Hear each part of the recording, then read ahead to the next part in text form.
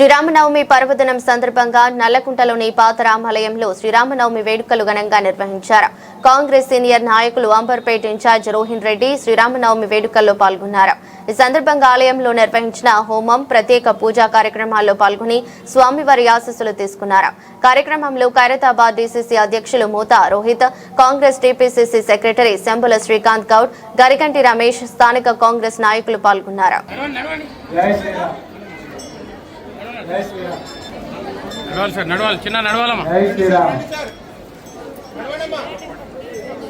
జై శ్రీరామ్. రండి.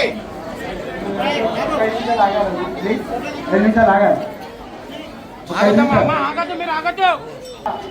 జై శ్రీరామ్, జై శ్రీరామ్.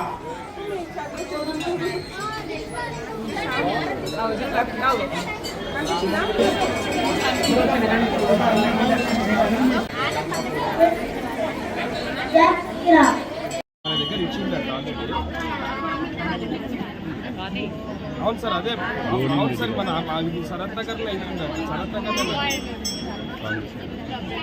ఇది వీళ్ళు ఏం చేసిందంటే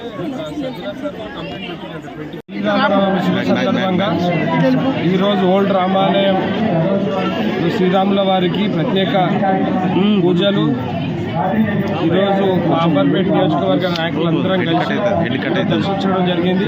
అదేవిధంగా రాష్ట్ర వ్యాప్తంగా, దేశవ్యాప్తంగా ఘనంగా శ్రీరామ నవమి వేడుకలు జరుపుకుంటున్న భక్తులందరికీ కూడా ప్రత్యేకంగా అందరికీ కూడా శ్రీరామనవమి శుభాకాంక్షలు తెలియజేస్తున్నాను.